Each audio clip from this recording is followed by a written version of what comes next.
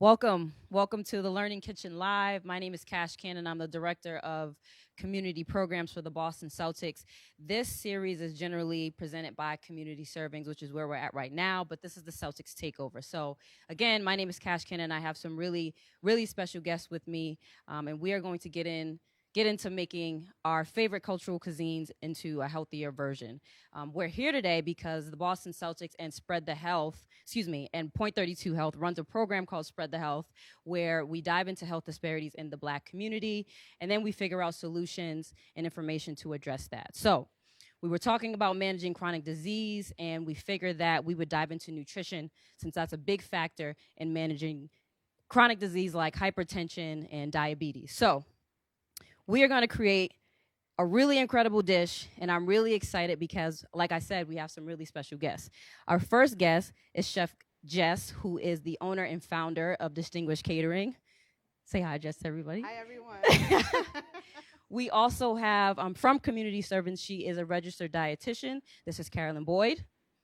And then last but not least, she is here to eat, but to also offer her expertise. This is Dr. Candace Williams, who's the Director of Mind, Health, and Wellness for the Boston Celtics. All right, so we're gonna have some fun today. We're here for about an hour. Get comfortable if you're working alongside us. Get your ingredients and everything ready. But Jess, I'm gonna kick it to you. What are we making? Tell us about the recipe and the ingredients. So this is a very popular dish in not only the Liberian community, but as well as African Americans are very familiar with it. This is a Liberian-style spinach, and incorporating some roasted red snapper, and as a rice substitute, we're using Bulgar wheat today. Ooh, that sounds incredible. What other ingredients are we working with right here? So right here, usually Liberians will typically use frozen spinach, but today they usually jam pack sodium in anything that is preserved. So today we're doing everything fresh from scratch. We have some chopped baby spinach. Then we have here some blended green bell pepper, onion, and habanero pepper. We have some garlic. We have chopped onions, olive oil, and then we have all of our seasonings. So this seasoning is very special to me. I actually came up with it as an alternative for chicken bouillon because Maggie is jam packed with MSG and all of the sodium, and so we want to have sodium-free chicken bouillon, so that way we can control the salt that goes in our food. Um, just a little bit of baking powder just to keep it green. Baking soda actually. We have some cayenne pepper, some garlic powder, onion powder, Himalaya salt, black pepper, and smoked paprika. I love that. That sounds incredible.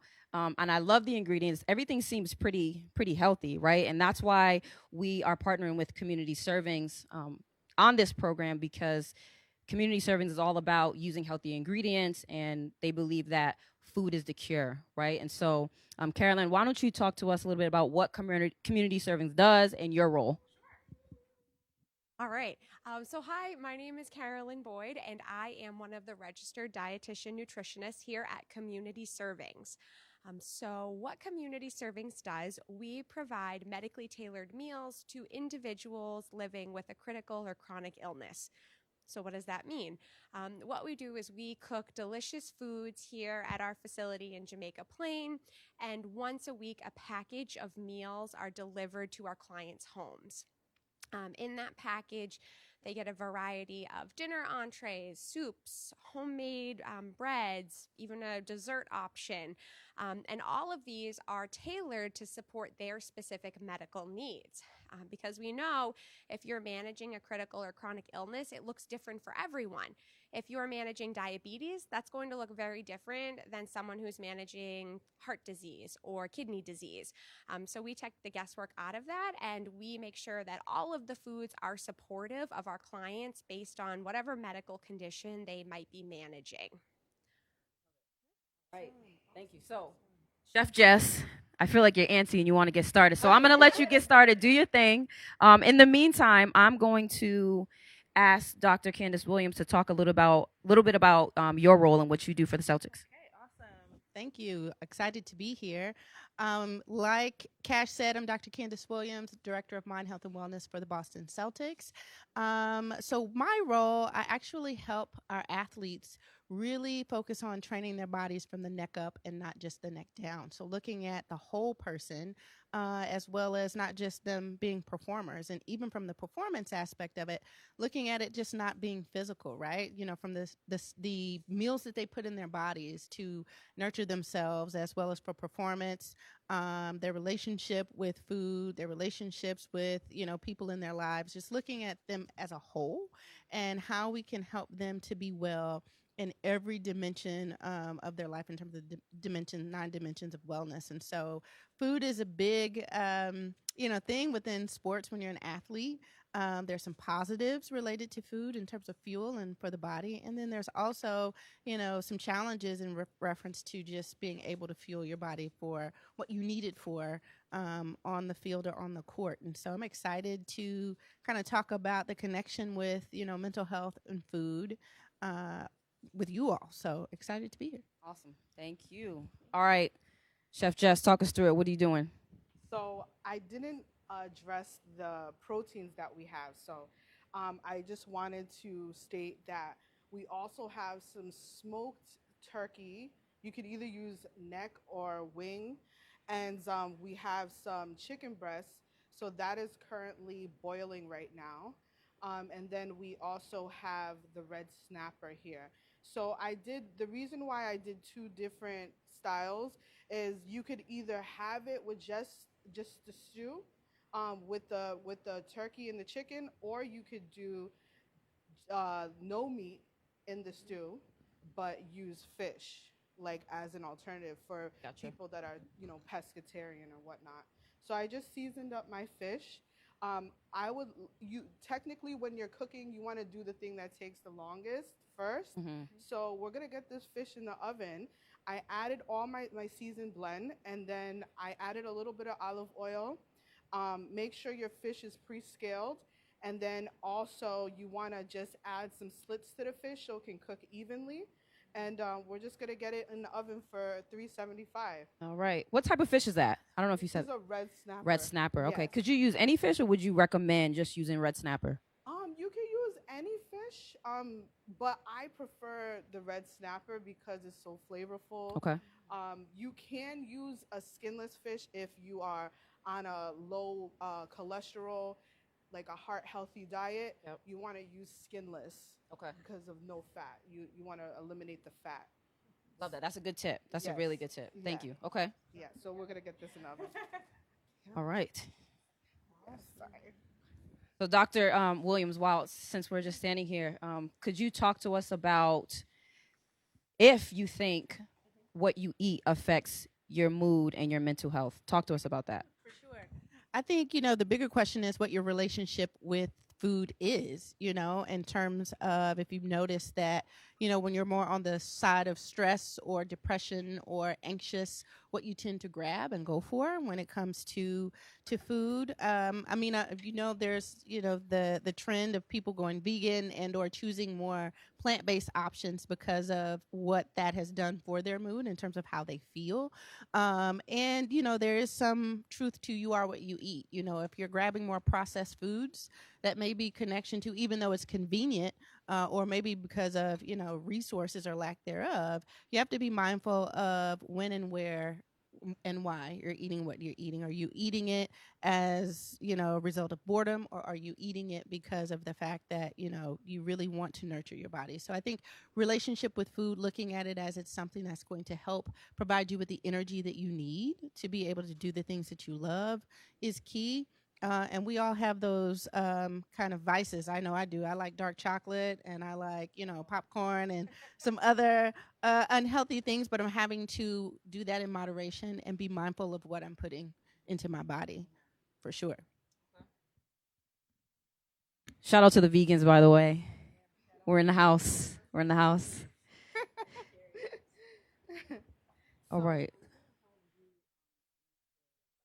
Okay, so we're mincing some garlic. What else we have going on? So while she's mincing the garlic, I want to show you a easier technique, Yeah, show right? me. Go ahead. So, like, basically, the easiest way to mince, um, we want to make sure the garlic is flat, and then you just smash it down, And then run your and knife then it through it. extracts all of the juices and the oils from the garlic, and it makes it really easy to pre-chop. So then afterwards, you're just gonna, Run your knife through. yeah. So as you're doing that, you gotta wipe it off the knife, and then you're going to like press down Okay. to extract the oils and the natural. Ooh, I'm gonna start doing that. Yeah, yeah. So you want to try Alright. it out?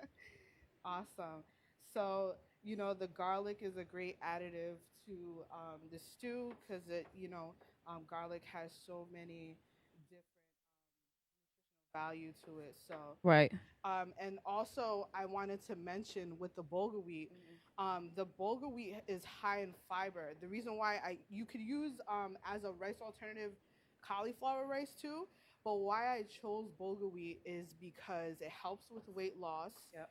It's high in fiber, which is good for heart health, and it helps with digestion as well. So I actually lost like 50 pounds, and I was very Wow. Can you we? know- T- yeah.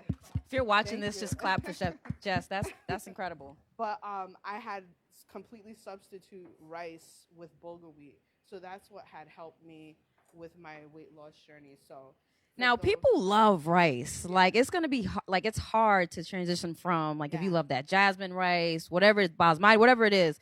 Does it taste the same? Is the texture the same? Do you feel like you're missing something, or is it legit? yeah. So I don't feel like I'm missing anything from this. The reason why I choose this brand, which is from Goya, and it It looks, looks if good. you see it, it looks like couscous in a sense. It Mm. resembles couscous or broken rice. Yep.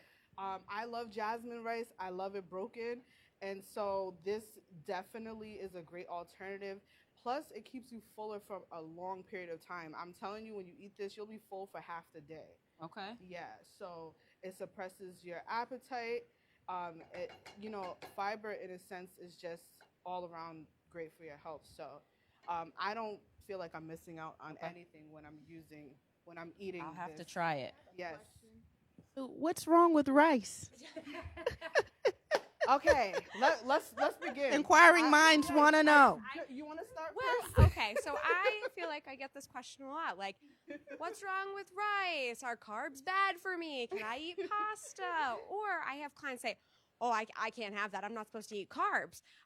So carbs are one of our body's energy sources. We need carbohydrates. Your body needs it for fuel. And carbs come from so many different sources. I think when we think carbs, people think pasta, white rice, bread, but carbs are in starchy vegetables. So think like peas, corn, squash. It's in dairy, yogurt, milk, and it's even in like fruits. So fresh fruits and so like dairy, fruits, vegetables, grains. That's where all those carbs come from. And our body breaks it down and it uses it for energy, which is super, super important. So when I talk to people about carbohydrates, it's all about the types of carbs that we're choosing. There are more processed carbohydrates, and these are the ones that we want to try to limit in our diet. Doesn't mean we can't have them, but we just want to try to limit them and choose instead. So my philosophy or my outlook on food is if we're taking something away, I don't want to just take it away to take it away. I want to add something back in, or I want to make sure we're still eating other foods that we enjoy. So with the carbohydrate question, or like, what's wrong with rice? White rice is a more refined grain. So what that means, to try to break it down, a rice kernel or like a grain kernel has a couple pieces. So you have like the inner part, and then you have these outer shells on the outside. And when we have something like white rice, white flour, those outer layers are stripped away, and that's where all the fiber is. So that's why when you have white rice, a lot of times it'll shoot your blood sugar right up and it'll crash back down, and it doesn't leave us feeling full, just like Chef Jess was talking about. So if you're eating a whole grain, so something like brown rice or bulgur, quinoa, farro, so these whole grains, they have all the parts of the grain kernel. So you're getting energy, right, which is important. You're getting a little protein, you're getting fiber, and you're getting lots of vitamins and minerals. So it's not that rice is bad for us. It's all about choosing the right kinds and swapping those whole grains in over those refined grains. So it's going to do wonders for our body. And it's just going to be better for, like Jess was saying, your digestive health, weight management, your heart health, diabetes, like so many different things. It's kind of like opening, really challenging your mindset around food. Instead of saying I'm restricting myself from something, I'm actually opening my palate to other options. Okay, yeah. All right. I love that. Okay. And I have another question for you, Carolyn, when you're back. I see that there's oil, and I even have some questions around the type of oil I should be using, the types of oil that's healthier. I typically use like an olive oil, but I would love to know some more or some healthier alternatives to the types of oil that we're using. Yeah, absolutely. So, sorry, I was busy getting Chef Jess some gloves. So just to recap, healthier alternatives to oil, or like when we're cooking and what we're using. Yeah, so olive oil is actually a really great source of heart-healthy fats. So when we think about fats in cooking, there are a couple different types of fats. We have saturated fat and unsaturated fat. So saturated fat typically comes from animal sources, and that's the fat that's going to increase your cholesterol, so not great for our heart health. Unsaturated fat, that is more like liquid at room temperature, and it comes from plant sources. So this is actually super beneficial for our heart. It can help lower cholesterol levels. Fat is really important also for our body. It can help you feel full or keep you feeling fuller longer. So when it comes to cooking, olive oil is actually a really great choice. Another option like avocado oil is a really great choice as well when it comes to cooking.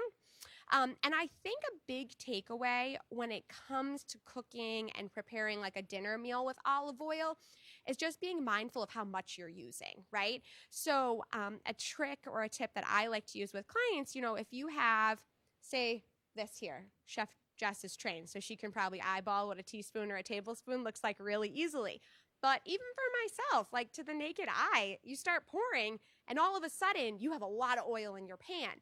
And you might not need that much. So usually I'll encourage clients that I'm working with to use a measuring spoon or try to see, if you're using a certain amount of oil, can you cut back just a little bit? So I think really when it comes to those like heart healthy fats, it's just watching and monitoring how much we're using and adding to dishes.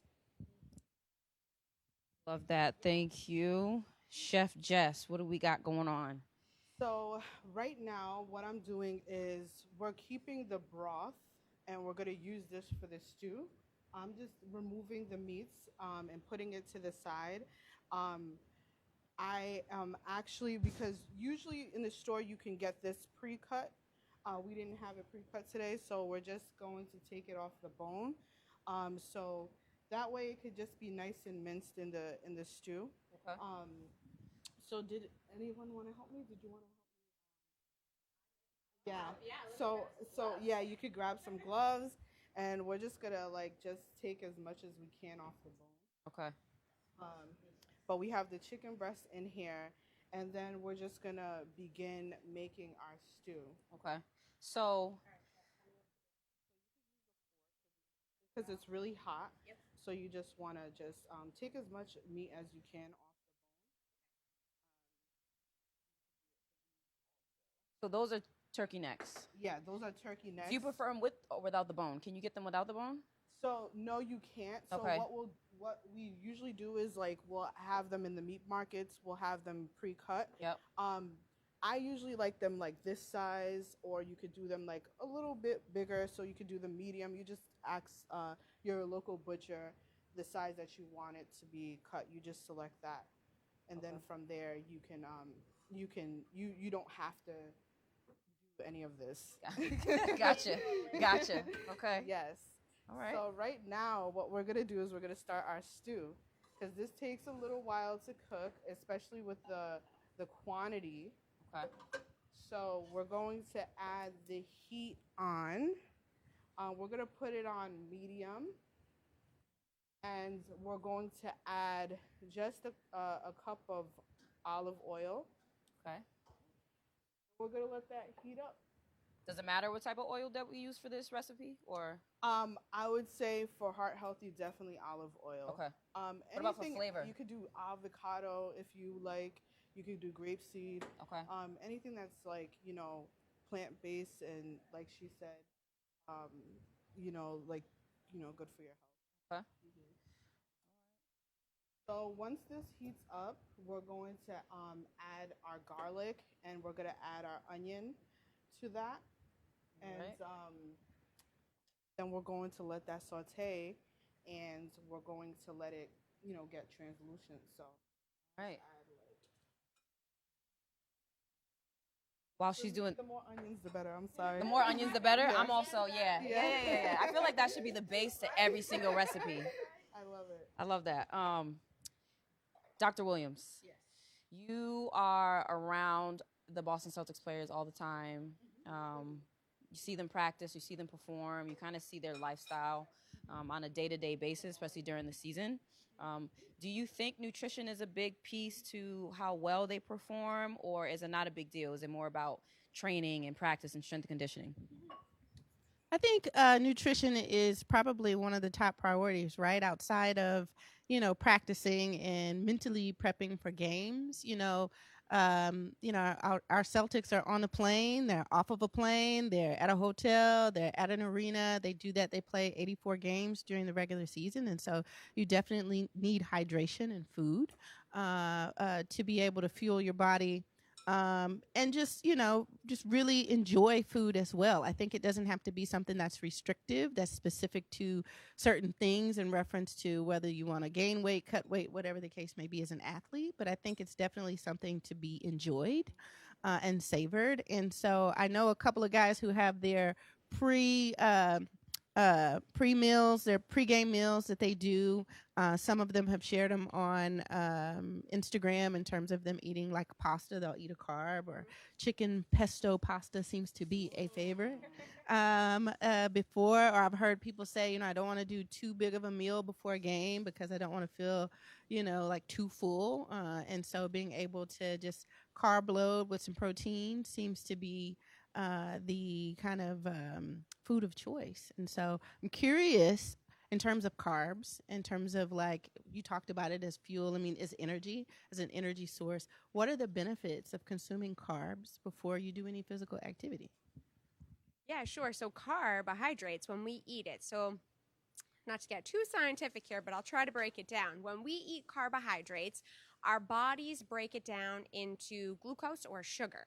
And carbohydrates provide long-lasting energy, and that's what we really need in order for our bodies to be able to take part in a sport, right? Like our bodies, the everyday athlete, right? Just myself, like we need energy all the time. But the Celtics are, pro athletes, they need a lot of energy to be able to sprint up and down the court, right? Like they're working hard. So eating carbohydrates is going to give us that longer lasting energy because it's stored in our muscles. And so our bodies can pull from that. So when you hear about individuals carb loading before a big marathon, or eating a lot of carbohydrates before a big game, it's because if done properly, you can actually store some of that energy in your muscles and pull from that during the game. So when you need to like go for that breakaway or like go down the court and run after someone, it makes it a little bit easier for our muscles to use the energy.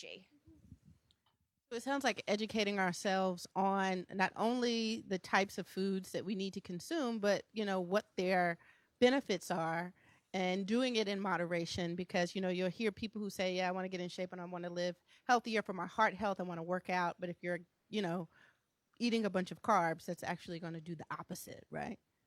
Yeah, and I think it's super important. What I always tell people, nutrition is so individualized. It is so individualized because what's going to work for me, it's not going to work for you, right? And that's why it's super important I'm going to give a plug for registered dietitians, to work with credible professionals. So registered dietitians are the nutrition professionals. They can help you with your very specific nutrition needs, and you can learn more about what is super important to you. Because when I work with clients in my own in my own, like here at Community Servings or in my own life, it's really, really important to figure out what's important. So is it my heart health? Is it your blood sugar control? Is it just trying to get your kids to eat more fruits and vegetables, right? Like everyone's priorities are going to be different.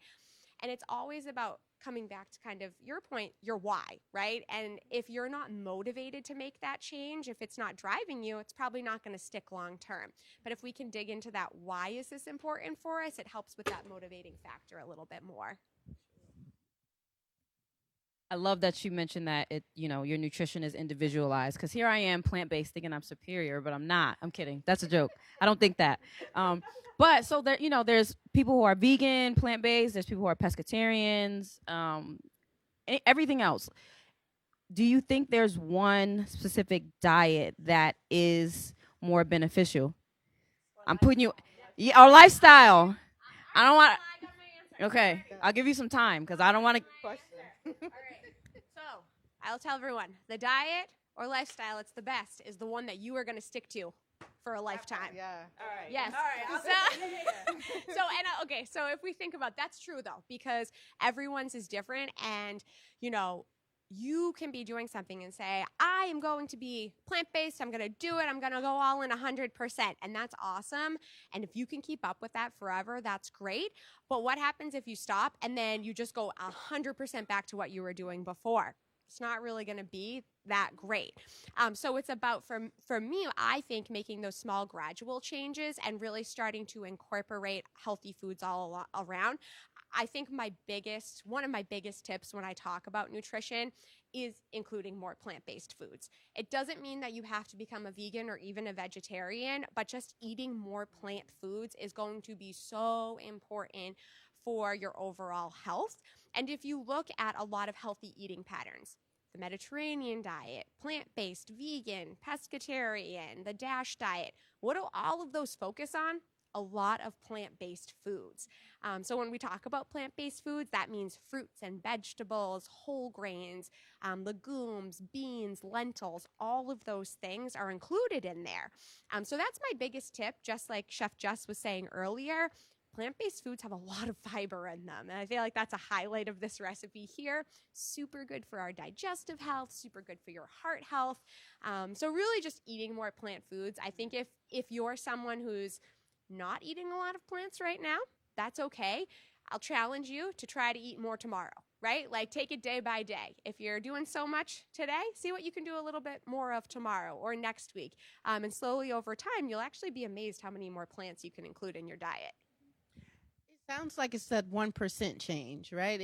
You don't have to go on the deep end and just restrict yourself altogether. You don't have to go from 0 to 100. It's like, let me see if I can gradually, introduce myself to eating more spinach and or drinking more water and or limiting my sugar intake. Because I think what I find with clients in general, when they want to make some type of mindset shift or try something new, they're like, okay, I have to be all in. And it's like, well, no, we have to just gradually dip our toe in and then see how we feel about the changes, whether you feel proud of yourself or you feel like you're restricting yourself and you don't like it, which I'm sure that's part of the process of any steps for change, right? It's really adding that mindfulness piece to it of, what, am I being as intentional as I want to be in terms of reaching my goal? I may not, if it's, I'm sure weight management, it's like, okay, you want to lose 10 pounds? Well, let's do it the healthy way, and understanding that 10 pounds is gradually going to come off. But the goal is we want to establish some healthy eating habits versus just, restricting all these foods to reach a goal that we may not sustain long term. Absolutely. And I think this ties so well to what Chef Jess is going to continue to talk about, is that our food should taste good, because food is a fuel source, but it's also a source of happiness. It provides so many things in our lives. It's a way to connect with other people, connect with your family, friends. It's a social component. And so with that, it's like, I think that all or nothing personality, it's like, I can't eat that. It's black and white thinking.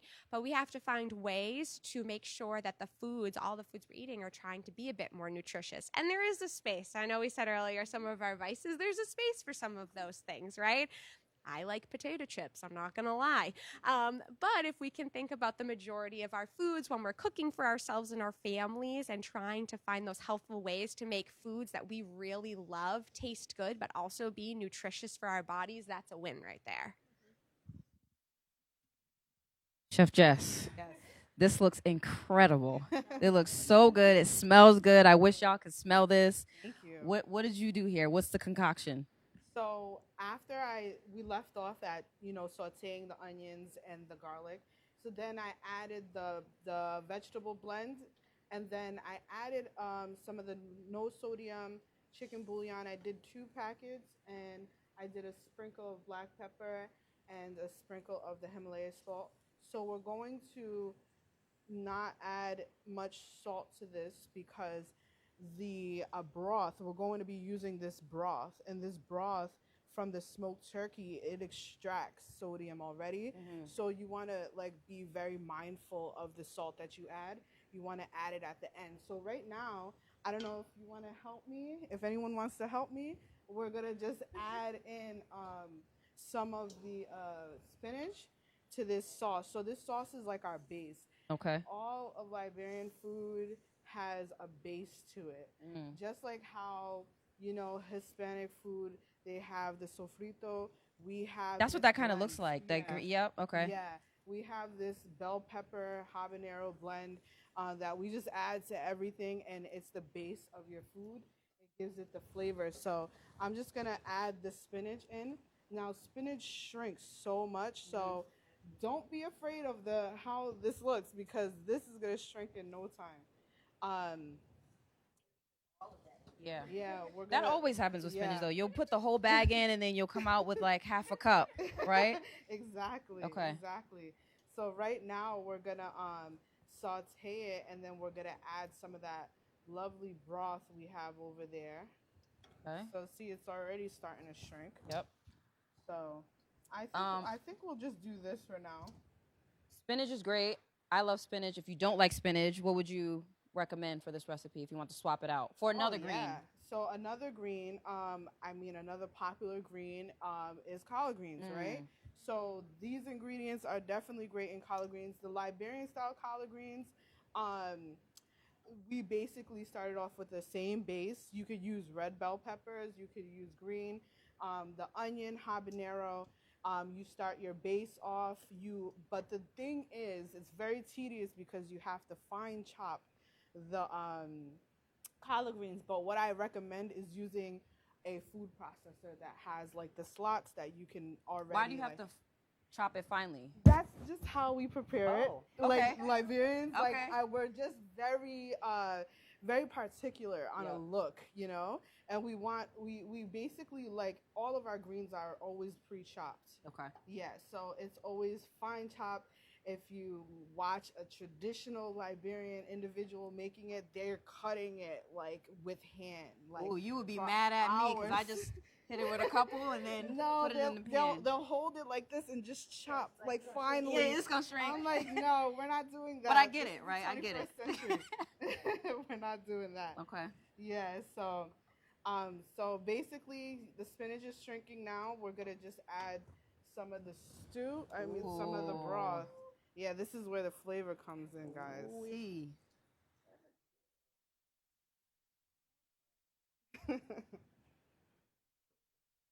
Incredible. You mentioned salt. You mentioned not adding salt because there's a lot of salt already in the turkey neck. Yes. And just so it obviously is in the broth now. Yeah.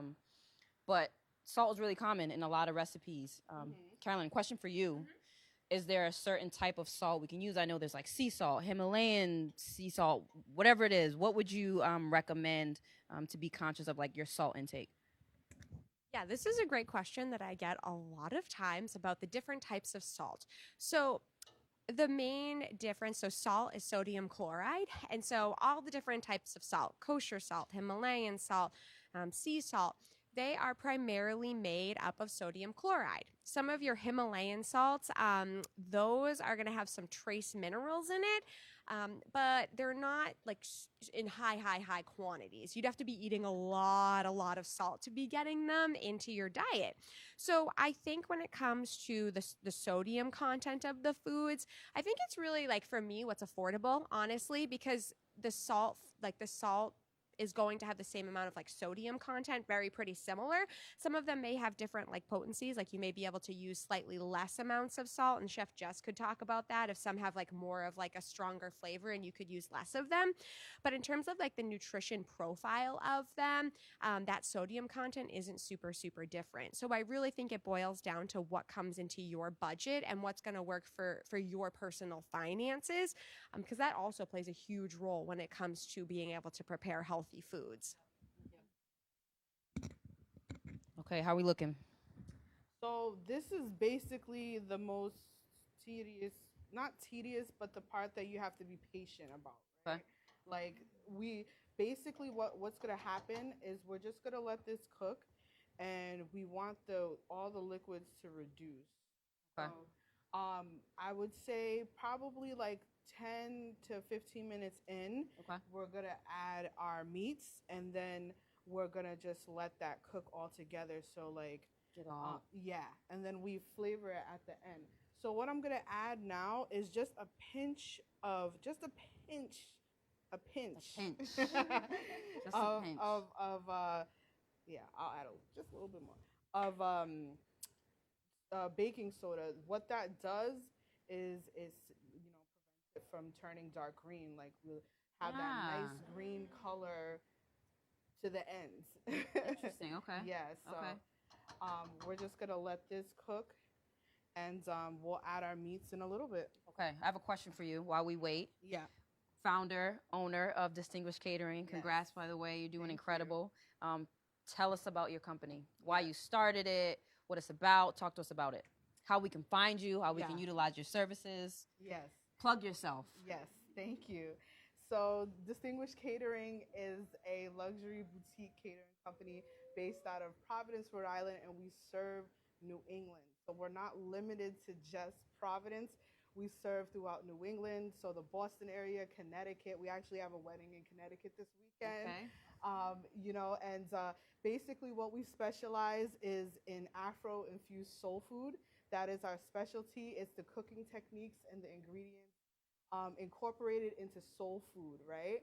So a lot of the ingredients and cooking techniques, we take it from West African cuisine, so which is Liberian. And as some people may know, Liberia is just basically the founders were the free slaves. So a lot of our foods are very similar to Southern food, like because they were freed slaves. So we have a lot of similarity in cooking. But basically, what we specialize in weddings. We do corporate events. We do private events. We also do drop-off catering for those that are just looking for food. We specialize in that as well. And our goal is to bring culture, as our slogan is stated. We want to give you a taste of home with a luxurious experience. Ooh, Okay? I like that. I like that. Yes. Okay. Awesome. So if you need any of those services, please contact. How can they Yes. find you? So you can contact us on www.distinguishedcatering.com/contact. That is the best outlet. You fill up a catering request form, and then from there, we will contact you within 48 hours. Okay. Awesome. Yes. Carolyn, I have a question for you. I would love for you to talk more about the demographic that community servings serves, and then also talk about when you're creating the meals that you create, what goes into that? What are you considering? Sure. So we provide meals, as I said earlier, to individuals who are living with a critical or chronic illness.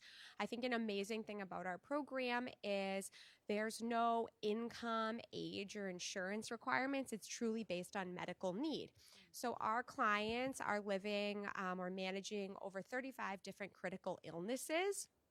And so the age bracket ranged from 1 year old to actually over 100. So we have super wide age range of clients that we're able to provide services and meals for.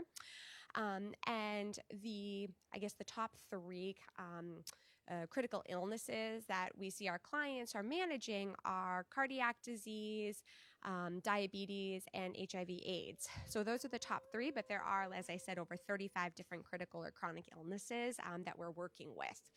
So our individuals, as I said, there's no income, age, or insurance requirements. It's really based on that medical necessity.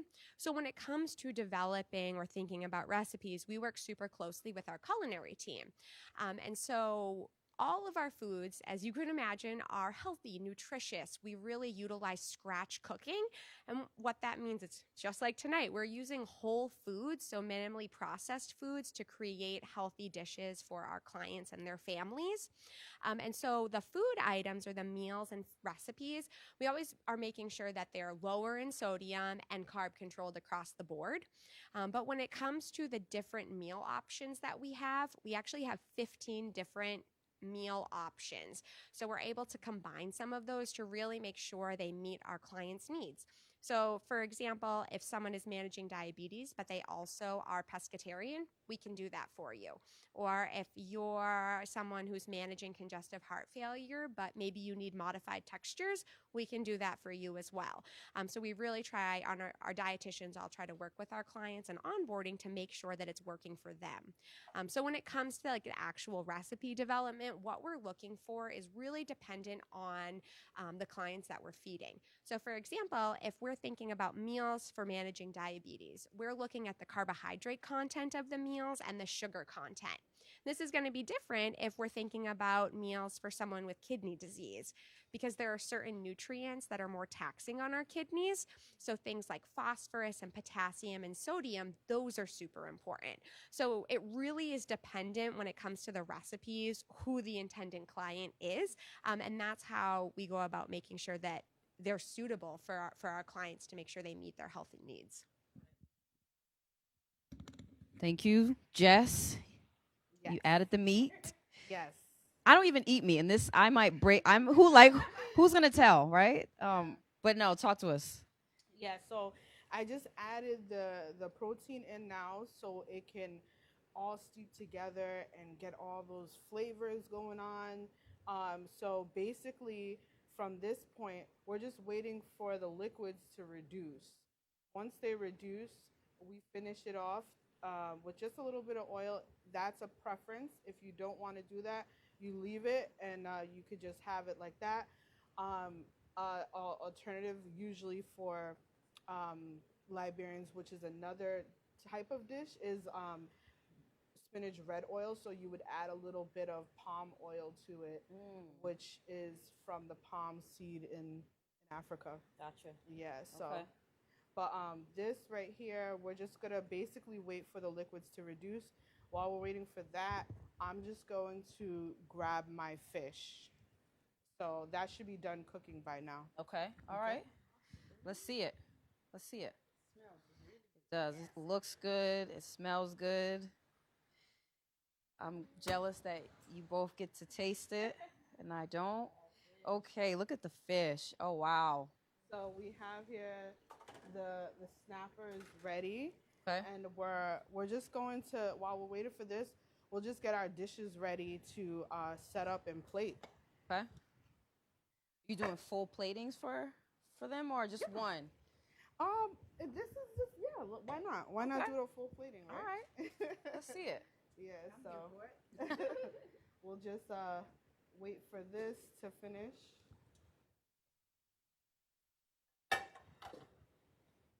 So I love this. So a big part of what we're doing here today is, taking meals that we're familiar with, right? And just making them a little bit healthier. So I love that you're making this. Obviously, this is something seems like you grew up on and you're really familiar with. Yeah.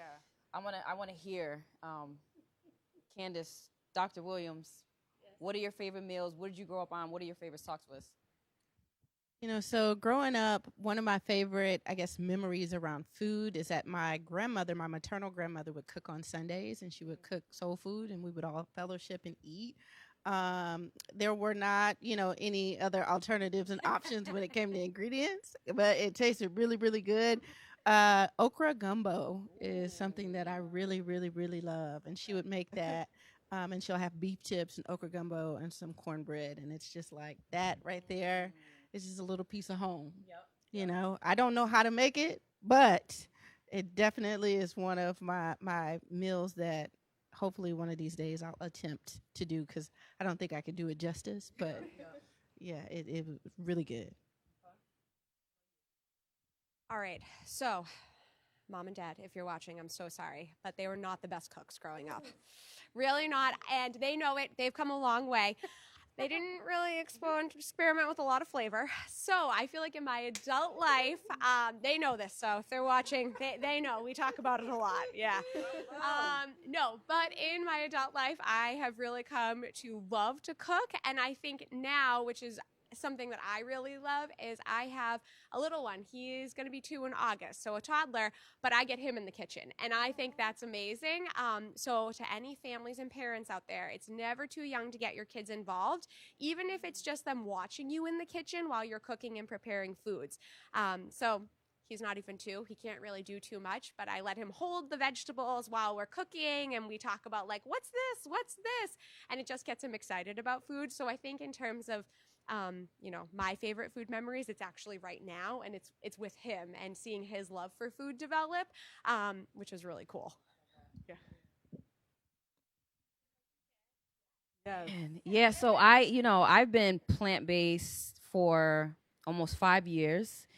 But before that,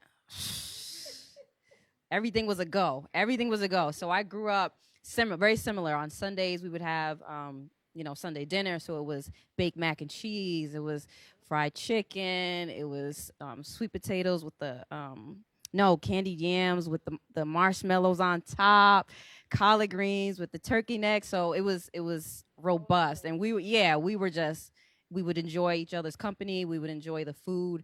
Now, obviously, I don't eat a lot of that, but what I try and do is just make those replacements and those substitutes and kind of adjust. So instead of the fried chicken, I'll fry some cauliflower, or I'll fry some oyster mushrooms, or I'll just try to bake it. If I'm being super healthy, right? If I'm really worried about that type of stuff.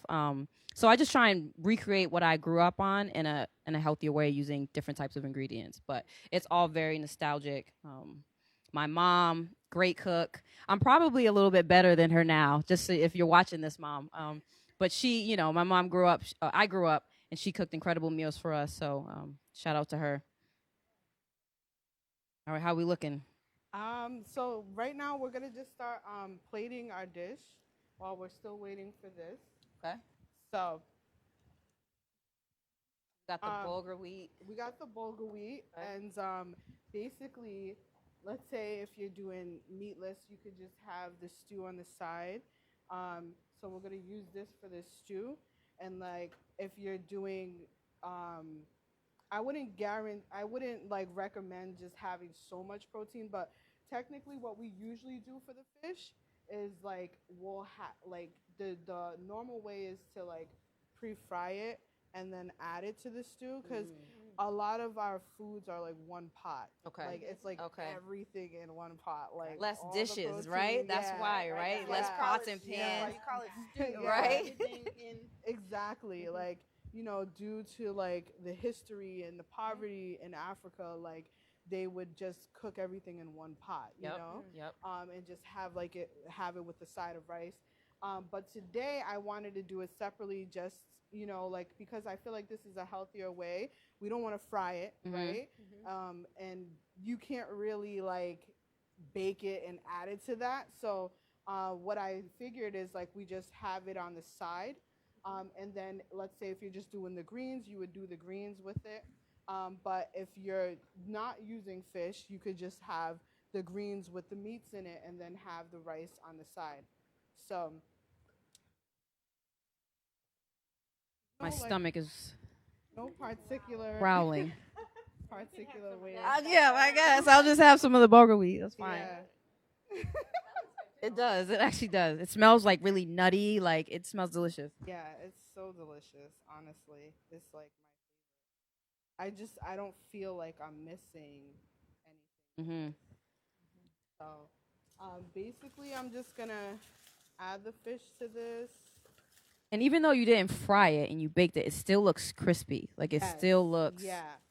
So basically, I like to add foil to the pan so to prevent it from sticking to the actual pan. Mm-hmm. But if you use like a convection oven, a lot of home ovens nowadays have the convection oven choice. So if you use a convection oven, I'm gonna need a spatula. Um, basically, it will make it like crispy like this. Okay. So it looks like it's fried when it's.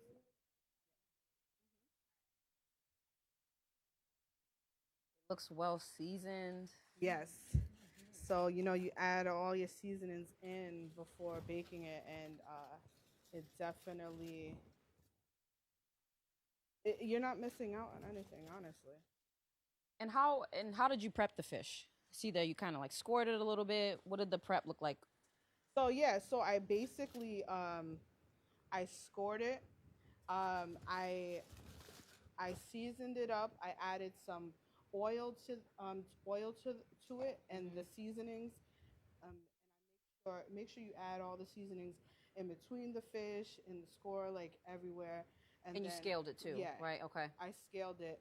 But most of the locations that you buy it from, the markets, they already have them pre-scaled or they'll scale Okay. it for you on site. So All right.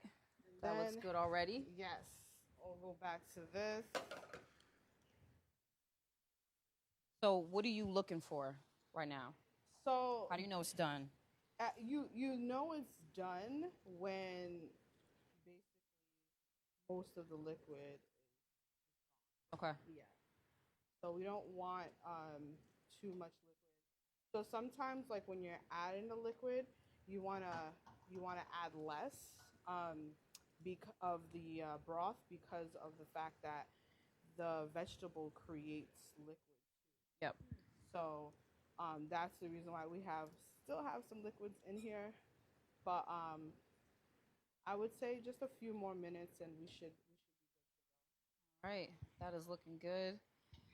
Carolyn, I have another question for you while we wait. I would love to. So again, we everyone here we've heard about community service. We love what you do for the community, and we think everything you do is really beneficial. Could you talk to us about some of the success stories that you've had here at Community Servings?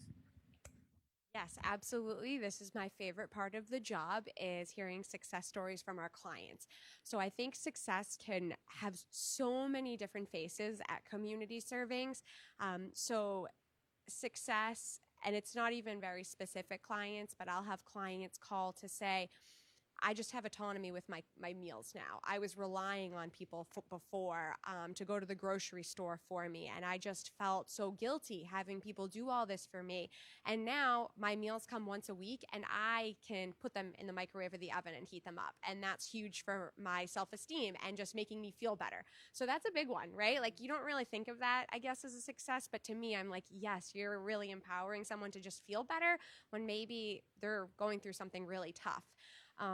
Other success to me is trying new foods. So at Community Servings, we are serving up a lot of healthy, nutritious foods and things like whole grains, right? This is something that definitely comes up a lot. I'll get clients calling me and saying, I've never had quinoa before. What is this?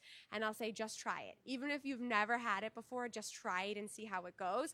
And I love when clients call me back and say, Carolyn, I'm still not sure how to pronounce it, but I like it. So those are big successes to me too, just getting people to try other healthy foods. And then there are the more obvious, I think the medical successes, right? The health successes. So, to me, when we are working with clients, we get them enrolled in our meal program and we follow up with them, right? We want to see how it's going at 6 months, a year from now, just to make sure that things are going well. And I love when I talk to clients. And just recently, I was speaking with someone who's on our meal program, and they're managing diabetes. And their A1C, which is that average of your blood sugars, it had dropped from the diabetic range into a pre-diabetic range. And that's huge. And that really, food can have such an impact on your blood sugar control, and that like going from diabetes to pre-diabetes or vice versa. So that's huge. So that's definitely another big one that I love to hear from clients when whether it's their A1C, blood sugars, their blood pressure, their cholesterol labs, when those labs start to come into a more normal range just from the changes that they're doing to eating, that's huge success. Love that. Appreciate the gems in there.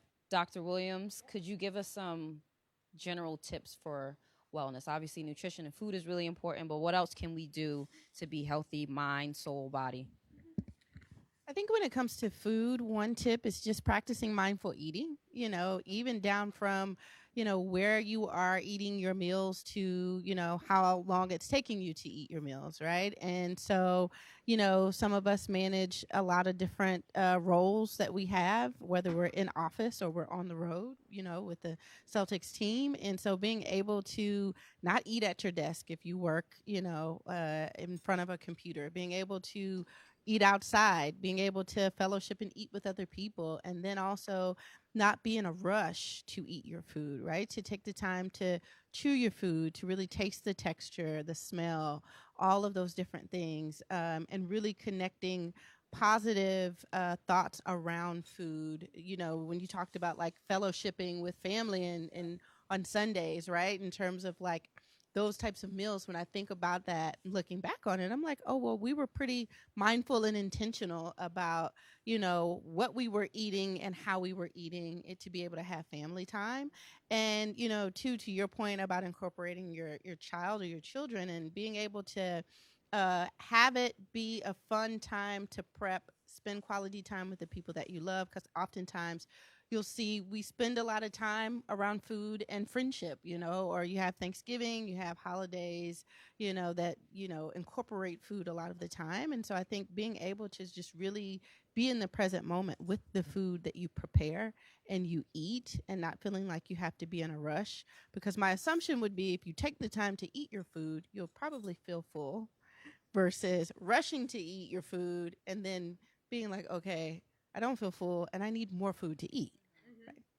Yeah, I can speak to that too. It actually can take up to 20 minutes after we start eating for our stomachs to signal to the brain that we're full. So I don't know about you, but 20 minutes, that's a long time. I feel like people can eat in 5 minutes.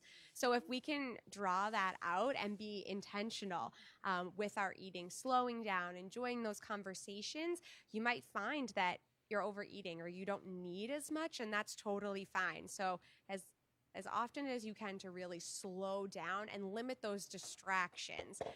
So a big thing, screens are everywhere. I get it. The computer, TV, tablets, phones, but as many distractions as we can get out of there, it's going to be so much better, definitely mentally and also physically for your body. Love that. Thank you both.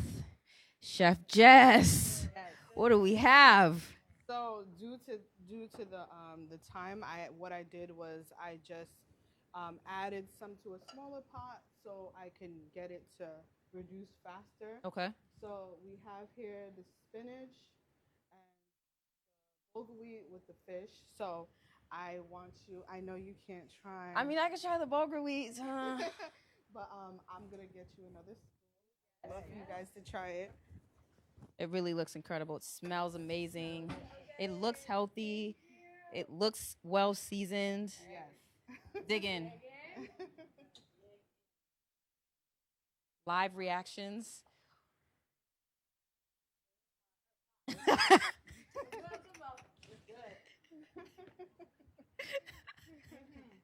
You just went all in with that. I could tell it was really hot.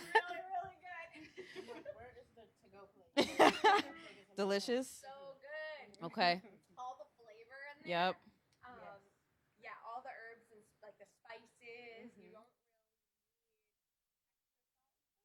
Yep. which is awesome. You can really taste that. Mm. Okay, Chef Jess, that one for one. Yeah. One for one.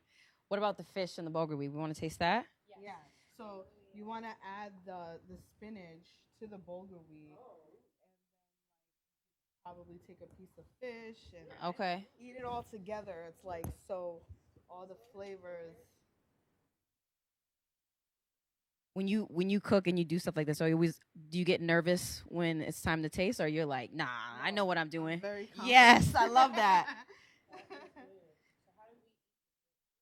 So yeah, so Is that like a hands thing? Are we being proper with the spoons and stuff? Or can we tear it up? We can tear it up. So let me just give you guys like a nice piece.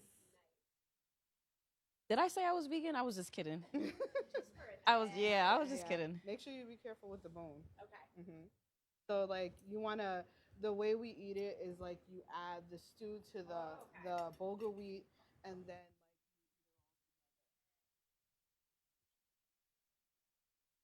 I always love like a chef's recommendation on how to eat something. yes. Some people do it all wrong and it ruins it. Yeah. So you want because just like how it is when you're eating Mexican food, Yep. like when you pair it all together, that's like the flavors when it comes together.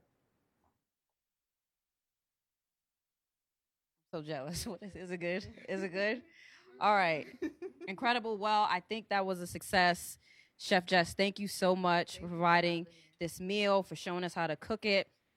Dr. Williams, thank you for joining us and lending your expertise. And of course, Carolyn, we appreciate you in community servings. We're going to cut the camera so I can taste this. I'm kidding. We will be back next week on Wednesday, June 14th. Same time, same place. Thank you all for joining us. Until next time, have a good day. Thank you.